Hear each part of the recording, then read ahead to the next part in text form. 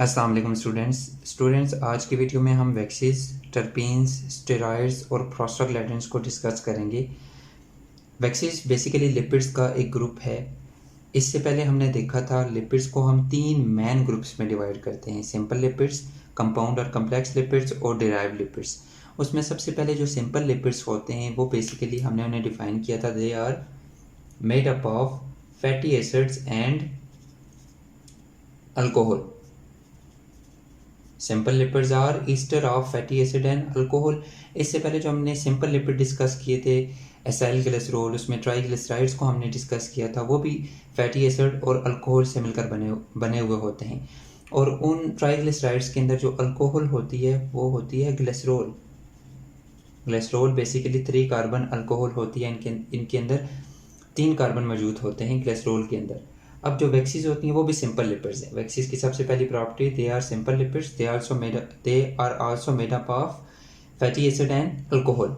इनके अंदर भी फैटी एसिड और अल्कोहल मौजूद होता है। फ़र्क ये होता है इनके अंदर ये अल्कोहल ग्लिसरॉल नहीं होती, बल्कि ग्लिसरॉल के अलावा कुछ और अल्कोहल मौजूद होती हैं। और वो और अल्कोहल कौन सी होती हैं? लॉन्ग चेन अल्कोहल होती हैं। Most waxes have long chain fatty acids. ज़्यादातर वैक्सीज के अंदर लॉन्ग चेन फैटी एसिड्स मौजूद होते हैं और वो ईस्टर लिंकेज बनाते हैं किसके साथ? लॉन्ग चेन अल्कोहल के साथ। और ये अल्कोहल ग्लिसरॉल के अलावा मुख्तलिफ और लॉन्ग चेन अल्कोहल होती हैं। इसके अंदर तो 3 कार्बन होती हैं, लेकिन वैक्सीज के अंदर जो अल्कोहल होती हैं उनके अंदर बहुत सारी कार्बन मौजूद होती हैं। वैक्सीज की नेक्स्ट प्रॉपर्टी ये है कि these are solid at normal temperature. Room temperature पर ये सॉलिड होती हैं और इनका मेल्टिंग पॉइंट भी बहुत ज़्यादा होता है, हाई इनका मेल्टिंग पॉइंट होता है। और ये बहुत ज़्यादा हाइड्रोफोबिक होती हैं। वैसे तो आपको पता है लिपिड्स जितने भी है वो वाटर को रिपेल करते हैं, हाइड्रोफोबिक ही होते हैं, लेकिन वैक्सीज जो हैं हाईली हाइड्रोफोबिक होती हैं, यानी वाटर रिपेलेंट होती हैं।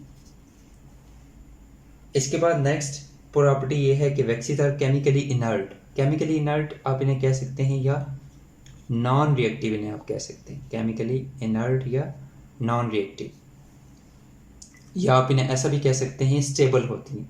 केमिकली इनर्ट का मतलब ये कि ये वैक्सीज स्टेबल होती हैं। इसके बाद इन वैक्सीज को 2 मेन ग्रुप्स में डिवाइड किया जाता है, नेचुरल वैक्सीज और सिंथेटिक वैक्सीज। सिंथेटिक वैक्सीज जो खुद से बनाई जाती हैं लैब के अंदर, और इन सिंथेटिक वैक्सीज की भी प्रॉपर्टीज़ नेचुरल वैक्सीज की तरह ही होती हैं, लेकिन कुछ थोड़ा बहुत स्ट्रक्चर में थोड़ा डिफरेंट होता है, और उस स्ट्रक्चर में थोड़ा डिफरेंट होने की वजह से इनकी थोड़ी बहुत प्रॉपर्टीज़ इनके मुकाबले में चेंज होती हैं। अब नेचुरल वैक्सीज और सिंथेटिक वैक्सीज को हम कैसे डिफ्रेंशिएट करते हैं या कैसे डिफ़ाइन करते हैं? सबसे पहले नेचुरल वैक्सीज को हम डिफ़ाइन करते हैं, these waxes are made up of long chain fatty acid and alcohol. वही डेफिनेशन जो हमने जनरल वैक्सीज की डेफिनेशन देखी थी। नेचुरल वैक्सीज उसी तरह से लॉन्ग चेन फैटी एसिड्स और लॉन्ग चेन अल्कोहल से मिलकर बनी हुई होती हैं, लेकिन इनकी कंपोजिशन थोड़ी सी अलग होती है। जो सिंथेटिक वैक्सीज होती हैं ना, इनकी कंपोजिशन थोड़ी सी अलग होती है। इसके अलावा ये नेचुरल वैक्सीज कुदरती तौर पर प्लांट्स के अंदर और एनिमल्स के अंदर प्रोड्यूस होती हैं, जैसे कि बीज वैक्स, हनी बीज जो होती हैं वो प्रोड्यूस करती हैं इस वैक्स को, और ये वैक्स यूज़ होती है हनी कॉम्ब को बनाने के लिए। जो शहद की मक्खियों का छत्ता होता है उसको बनाने के लिए ये बी वैक्स यूज़ होती है। इसके अलावा एक और वैक्स, लिनोलिन वैक्स, जो कि ऑब्टेन होती है शीप वूल से, यानी भेड़ की जो ऊन होती है उससे ये ऑब्टेन होती है। इसके अलावा नेक्स्ट एक एग्जांपल है वैक्स की, क्यूटन वैक्स, और ये मौजूद होती है क्यूटिकल के अंदर। आपको पता है ये क्यूटिकल बेसिकली प्लांट्स की लीफ जो होते हैं ना, लीफ की जो आउटर लेयर होती है जिसे हम एपिडर्मस कहते हैं, उस डर्मस के बाद उस एपिडर्मस के बाहर ये क्यूटिकल की लेयर मौजूद होती है, और इस क्यूटिकल के अंदर ये क्यूटन केमिकल मौजूद होता है, ये वैक्स मौजूद होती है, और इसकी वजह से प्लांट के लीफ से वाटर लॉस नहीं होता, क्योंकि ये हाईली हाइड्रोफोबिक होती हैं, वाटर को रिपेल करती हैं, तो प्लांट्स की बॉडी के अंदर वाटर कंजर्व रहता है, प्लांट की बॉडी से वाटर लॉस नहीं होता। इसी तरह से एक और वैक्स है सुबरिन, जो कि प्लांट्स की सेल वॉल के अंदर मौजूद होती है। इसका काम भी यही है कि प्लांट के जो सेल होते हैं उनसे वाटर का लॉस कम से कम होता है इस सुबरिन की वजह से। आपको पता है सेल वॉल के अंदर, प्लांट की सेल वॉल के अंदर सेलुलोज होता है, हेमी सेलुलोज होता है, इसके अलावा सुबरिन, इसके अलावा लिग्निन, इस केमिकल के बारे में आपने सुना होगा। ये लिग्निन, सुबरिन, हेमीसेलुलोज, सेलुलोज, ये सारी सब्सटेंसेस होती हैं। उनमें ये जो सुबरिन होता है, इसकी वजह से प्लांट के सेल से वाटर लॉस नहीं होता। इसके अलावा ईयर वैक्स हमारे कानों के अंदर जो वैक्स प्रोड्यूस होती है, बेसिकली उसके अंदर मौजूद होती है सेरोमेन। ये सेरोमेन भी नेचुरल वैक्स है जो हमारे कानों के अंदर बनती है, और इसके अलावा ये हमें प्रोटेक्ट करती है। ये जो ईयर वैक्स होती है हमें प्रोटेक्ट करती है जर्म्स वगैरह से, और डस्ट वगैरह को ट्रैप करती है। तो ये कुछ नेचुरल वैक्सीज की एग्जांपल्स हैं। अभी हम आते हैं सिंथेटिक वैक्सीज की तरफ, और इसकी भी एग्जांपल देखते हैं। सिंथेटिक वैक्सीज जो हैं ये डिराइव होती हैं पेट्रोलियम से और पॉलीइथाइलिन से। पेट्रोलियम आपको पता है, इसको हम क्रूड ऑयल भी बोल सकते हैं।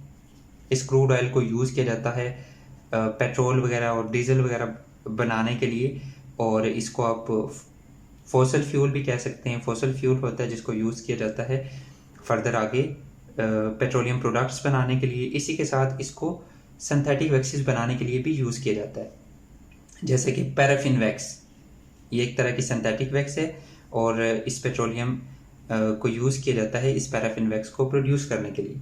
इसके अलावा पॉलीइथाइलिन, इथाइलिन का फार्मूला आपको पता होगा। बहुत सारे इथाइलिन को जोड़ते जाओ तो पॉलीइथाइलिन बनता है, और इस पॉलीइथाइलिन से भी सिंथेटिक वैक्सीज बनती हैं। अब ये जो सिंथेटिक वैक्सीज होती हैं ये कुछ मिक्सचर्स होती हैं डिफरेंट ऑर्गेनिक कंपाउंड्स का, डिफरेंट फंक्शनल ग्रुप का मिक्सचर होती हैं। जैसे कि इनके अंदर अल्कोहल भी मौजूद होती है, जैसे कि हमने देखा था कि वैक्सीज के अंदर अल्कोहल मौजूद होता है। इसके अलावा इनके अंदर फैटी एसिड्स भी मौजूद होते हैं, कीटोन भी मौजूद होता है, एल्डिहाइड भी मौजूद होता है। ये डिफरेंट ऑर्गेनिक कंपाउंड्स का मिक्सचर होती है, या आप इन्हें कह सकते हैं synthetic waxes are mixture of hydrocarbon. ठीक है, ये ऑर्गेनिक कंपाउंड्स को हम हाइड्रोकार्बन्स भी कहते हैं। इसके अलावा पैराफिन वैक्स, ये एक एग्जांपल है जो इस पेट्रोलियम से ऑब्टेन होती है, जिसको यूज़ किया जाता है कैंडल बनाने के लिए।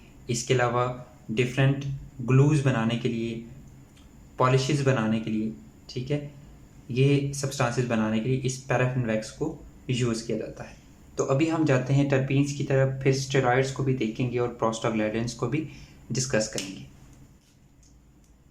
अच्छा, अभी हम डिस्कस करते हैं टर्पीन्स को।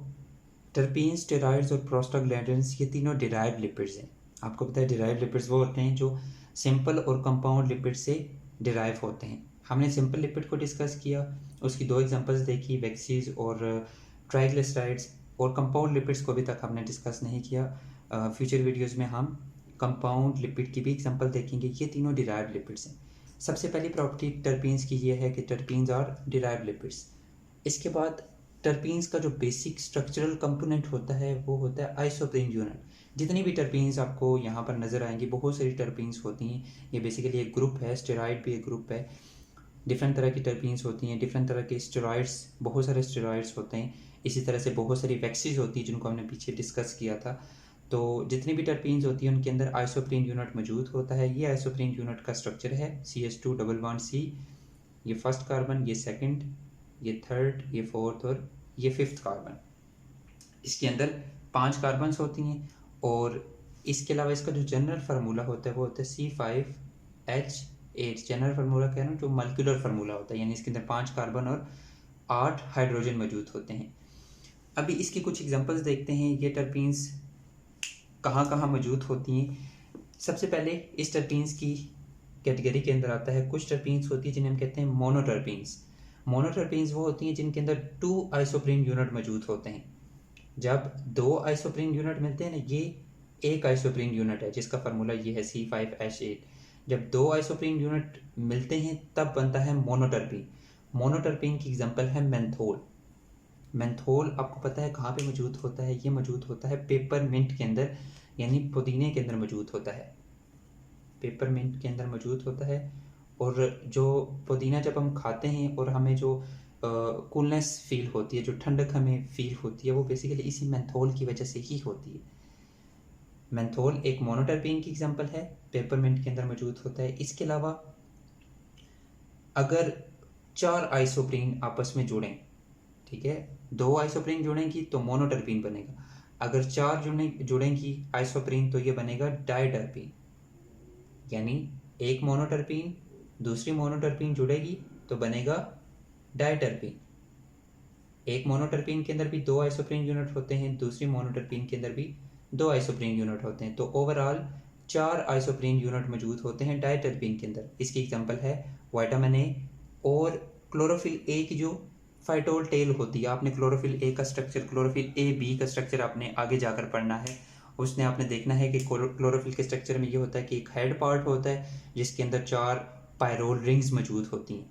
हेड पार्ट होता है जिसके अंदर 4 ऐसे रिंग्स मौजूद होती हैं और टेल पार्ट भी होता है। अब वो जो टेल पार्ट होता है वो बेसिकली इसी आइसोप्रीन यूनिट से मिलकर ही बना हुआ होता है। और कितने आइसोप्रीन यूनिट होते हैं? 4 आइसोप्रीन यूनिट मौजूद होते हैं क्लोरोफिल ए बी की फाइटोल टेल के अंदर।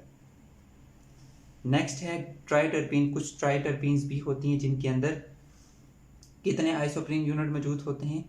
6 आइसोप्रीन यूनिट मौजूद होते हैं।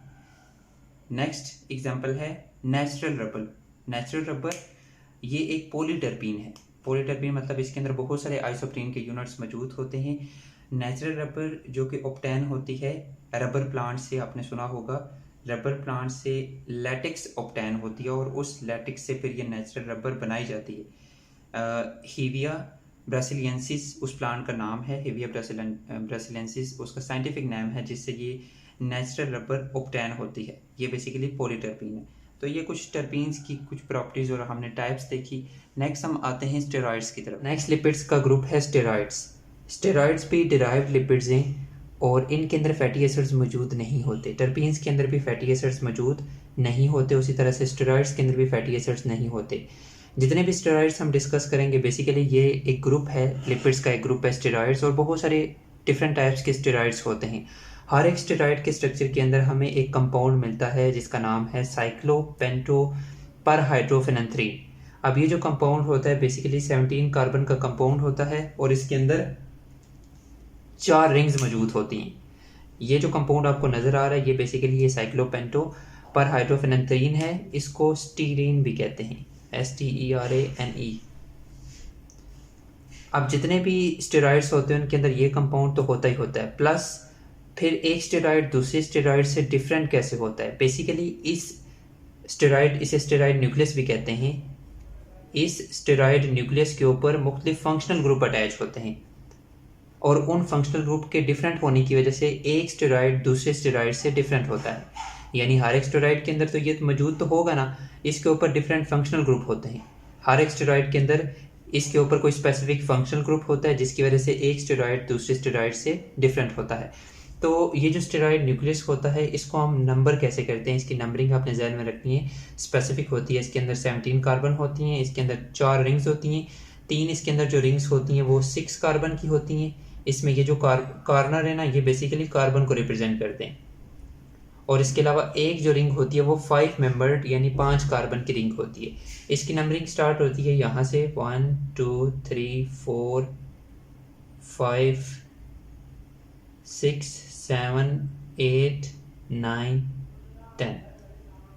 अब 2 रिंग्स को नंबर करने के बाद आपने तीसरी रिंग पे जाना है। तो तीसरी रिंग में आपने यहाँ पे 11, ये 12, फिर आपने यहाँ पे नीचे आ जाना है 13 14, ये कॉर्नर में 15 16 और ये फोर्थ की ये जो ऊपर वाली कार्बन होती है ये लास्ट कार्बन 17 होती है। प्लस यहाँ पे कुछ एक्स्ट्रा कार्बन भी लगी हुई होती हैं। एक यहाँ पे होती है जिसे हम कहते हैं 18 कार्बन और एक ये 10 वाले पोर्शन पे होती है जिसे हम कहते हैं 19 कार्बन।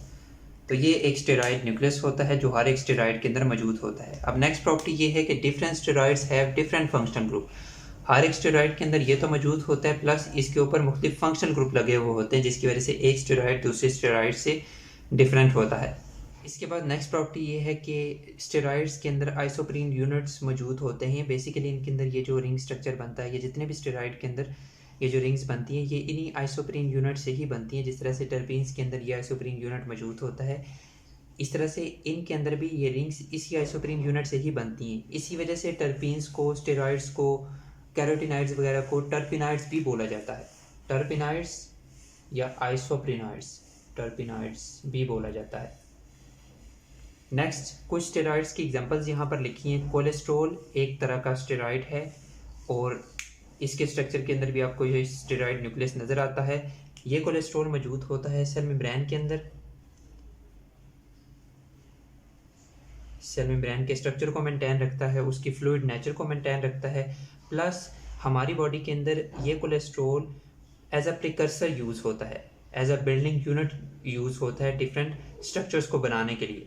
जैसे कि हमारे अंदर जो बाइल एसिड्स प्रोड्यूस होते हैं हमारे लिवर के अंदर, बाइल एसिड बेसिकली इसमें आ जाता है कोलिक एसिड, डीऑक्सीकोलिक एसिड, ये मुख्तलिफ एसिड्स होते हैं जो बाइल के अंदर प्रोड्यूस होते हैं, बाइल जो हमारे लिवर के अंदर बनता है, और इन एसिड्स को बनाने में ये कोलेस्ट्रॉल यूज़ होता है। प्लस कुछ hormones, male hormones, female hormones, इन्हें सेक्स हार्मोन्स भी कहते हैं, जैसे टेस्टोस्टेरोन, ये मेल हार्मोन है। ये कोलेस्ट्रॉल टेस्टोस्टेरोन को बनाने के लिए भी यूज़ किया जाता है। इसी के साथ एस्ट्रोजन जो कि फीमेल हार्मोन है, प्रोजेस्टेरोन जो कि फीमेल हार्मोन है, इन हार्मोन्स को बनाने के लिए भी ये कोलेस्ट्रॉल यूज़ किया जाता है। प्लस कुछ और एग्जांपल्स स्टेरॉइड्स की, उसमें है बाइल साल्ट्स। बेसिकली ये जो बाइल साल्ट्स हैं इन्हीं बाइल एसिड से ही मिलकर बनते हैं। ये जो बाइल साल्ट्स हैं ये यूज़ होते हैं लिपिड्स को एमल्सिफाई करने के लिए। लिपिड्स को छोटे छोटे पार्टिकल्स में तोड़ते हैं ताकि उन लिपिड्स की डाइजेशन ईजिली हो सके। लिपिड्स आपको पता है बड़े बड़े ग्रैन्यूल्स की फॉर्म में इस तरह से होते हैं, तो ये साल्ट्स क्या करते हैं, इस बड़े लिपिड्स को इस तरह से छोटे छोटे पार्टिकल्स में तोड़ देते हैं ताकि इनके ऊपर एंजाइम्स एक्ट करें और इनकी डाइजेशन ईजिली हो पाए। तो ये जो बड़े लिपिड ग्लोब्यूल को इन छोटे छोटे पार्टिकल्स में तोड़ना है ना, इस प्रोसेस को एमल्सिफिकेशन बोला जाता है। तो ये बाइल साल्ट्स लिपिड्स की एमल्सिफिकेशन करते हैं। इसके अलावा नेक्स्ट विटामिन डी भी स्टेरॉइड की एग्जांपल है, और विटामिन डी भी ये यूज़ होता है बेसिकली ब्लड के अंदर कैल्शियम लेवल को रेगुलेट करने के लिए या कैल्शियम को बोन्स के अंदर स्टोर करने के लिए ये विटामिन डी यूज़ होता है। इसके बाद ये जो स्टेरॉइड्स होते हैं इनको क्रिस्टल्स में कन्वर्ट किया जा सकता है, दे कैन बी क्रिस्टलाइज्ड, इनको क्रिस्टल्स में कन्वर्ट किया जा सकता है, ये सॉलिड्स होते हैं आप ऐसा कह सकते हैं। इसके बाद नेक्स्ट है प्रोस्टाग्लैंडिन्स। प्रोस्टाग्लैंडिन्स भी स्पेसिफिक कंपाउंड्स होते हैं जो लिपिड इन नेचर होते हैं, यानी इनकी प्रॉपर्टीज़ लिपिड्स से मिलती हैं, इस वजह से हमने इनको लिपिड्स वाले ग्रुप के अंदर रखा हुआ है। ये भी डिराइव्ड लिपिड्स हैं। Basically prostaglandins are also derived lipids. अब इनका जो नाम है ना वो इस वजह से इनको प्रोस्टाग्लैंडिन्स दिया गया है क्योंकि सबसे पहले इनको प्रोस्टेट ग्लैंड के अंदर डिस्कवर किया गया था। प्रोस्टेट ग्लैंड ये बेसिकली एक स्पेसिफिक ग्लैंड होता है जो मेल रिप्रोडक्टिव सिस्टम का हिस्सा होता है। उसके अंदर इस ग्लैंड को इस केमिकल को, इस कंपाउंड को स्टडी किया गया था, डिस्कवर किया गया था, तो इस वजह से इसे प्रोस्टाग्लैंडिन्स कहते हैं। और बाद में ये देखा गया कि ये जो प्रोस्टाग्लैंडिन होता है ये मैमल्स के हर एक टिश्यू के अंदर मौजूद होता है और लोकल हार्मोन के तौर पर एक्ट करता है। मतलब जैसे मैं कहता हूँ स्किन टिश्यूज़ के अंदर, इसके अलावा नर्वस टिश्यूज़ के अंदर, इसके अलावा इम्यून सिस्टम्स के जो पार्ट्स हैं उनके अंदर, ठीक है, मुख्तलिफ तरह के टिश्यूज़ के अंदर, इसके अलावा मसल टिश्यूज़ के अंदर, मुख्तलिफ टिश्यूज़ के अंदर ये प्रोस्टाग्लैंडिन्स मौजूद होते हैं और लोकल हार्मोन्स के तौर पर काम करते हैं, यानी उन टिश्यूज़ के अंदर सिग्नलिंग का काम करते हैं, उन टिश्यूज़ के अंदर मुख्तलिफ फंक्शंस को रेगुलेट करते हैं। और ये डिराइव होते हैं बेसिकली आर्कियोडोनिक एसिड से। आर्कियोडोनिक एसिड क्या होता है, बेसिकली ये एक फैटी एसिड होता है और ये फैटी एसिड टेट्रा अनसैचुरेटेड होता है, मतलब इसके अंदर 4 डबल बॉन्ड होते हैं। Tetra unsaturated fatty acid, arachidonic acid से ये प्रोस्टाग्लैंडिन्स डिराइव होते हैं। अब इनके मुख्तलिफ फंक्शंस होते हैं। सबसे पहले यहाँ पे लिखा हुआ है ब्लड प्रेशर्स को रेगुलेट करते हैं, मतलब जो सर्कुलेटरी सिस्टम के अंदर ब्लड प्रेशर को कम करते हैं, ज़्यादा करते हैं। कुछ प्रोस्टाग्लैंडिन्स ऐसे होते हैं जो ब्लड प्रेशर को कम करते हैं और कुछ ज़्यादा करते हैं। इसके अलावा इम्यून सिस्टम के अंदर भी इनका रोल होता है, फीवर को इंड्यूस करते हैं। फीवर को इंड्यूस, आपको पता है ये फीवर हमारे इम्यून सिस्टम का हिस्सा होता है। जब भी हमें कोई इन्फेक्शन होता है तो हमारी बॉडी का रिस्पॉन्स ये होता है कि हमारी बॉडी का टेम्परेचर ज़्यादा हो जाता है, तो उस फीवर को भी इंड्यूस करवाने में इन प्रोस्टाग्लैंडिन्स का रोल होता है। इन्फ्लेमेशन, ये भी हमारे इम्यून सिस्टम का हिस्सा है। जब हमें कोई कट लगता है तो वहाँ पे जो इन्फ्लेमेशन होती है ना, वो इसी वजह से होती है कि वो जो कट वाला पॉइंट है, वो जो वाउंड है, वो जल्दी से हील हो जाए, इस वजह से वहाँ पे इन्फ्लेमेशन होती है और इस इन्फ्लेमेशन को भी करवाने में इन प्रोस्टाग्लैंडिन्स का रोल होता है। Next blood clot, blood clotting में भी इनका रोल होता है प्रोस्टाग्लैंडिन्स का, मतलब ये ब्लड प्लेटलेट्स को सिग्नल देते हैं जिसकी वजह से वो एग्रीगेट होते हैं उस जगह पर जहाँ पर कट लगा हुआ होता है और वहाँ पर जाकर वो ब्लड प्लेटलेट्स क्लॉट बना देते हैं। नेक्स्ट है ये फीवर किस तरह से इंड्यूस करते हैं। बेसिकली प्रोस्टाग्लैंडिन्स, हमारा जो हाइपोथैलेमस होता है इसको हम थर्मोस्टेट भी बोलते हैं, यानी ये रिस्पॉन्सिबल होता है टेम्परेचर को मेंटेन रखने के लिए। जब भी इसने टेम्परेचर को इंक्रीज़ करना होता है तो ये रिलीज़ करता है प्रोस्टाग्लैंडिन्स को, और ये प्रोस्टाग्लैंडिन्स फिर क्या करते हैं, बॉडी के टेम्परेचर को इंक्रीज़ करवाते हैं। इसके बाद नेक्स्ट एक एग्जांपल लिखी हुई है एस्प्रिन की, जो कि बुखार में, फीवर में यूज़ की जाती है। तो एस्प्रिन का काम करने का तरीका यही होता है कि वो बॉडी के अंदर जाकर प्रोस्टाग्लैंडिन सेंसिस को इनहेबिट कर देती है, क्योंकि अगर प्रोस्टाग्लैंडिन्स बनेंगे तो टेम्परेचर ज़्यादा होगा। तो जब प्रोस्टाग्लैंडिन्स की कंसंट्रेशन कम होगी तो टेम्परेचर बॉडी का रिड्यूस होगा। तो एस्प्रिन फीवर को कम करती है। कैसे कम करती है? प्रोस्टाग्लैंडिन सेंसिस को रोककर, क्योंकि प्रोस्टाग्लैंडिन जो हाइपोथैलेमस से रिलीज हो रहे होते हैं वो बॉडी के टेम्परेचर को इंक्रीज करते हैं। तो इस तरह से ये एस्प्रिन एक मेडिसिन काम करती है। तो ये प्रोस्टाग्लैंडिन्स, इनके मल्टीपल डिफरेंट फंक्शंस होते हैं। इसके अलावा स्टेरॉइड्स में हमने कोलेस्ट्रॉल का फंक्शन देखा। नेक्स्ट हम लिपिड्स के फंक्शन को किसी वीडियो में डिटेल से डिस्कस करेंगे। बाकी इस टॉपिक से रिलेटेड कोई क्वेश्चन है तो नीचे आप कमेंट सेक्शन में पूछ सकते हैं। शुक्रिया, अल्लाह हाफिज़।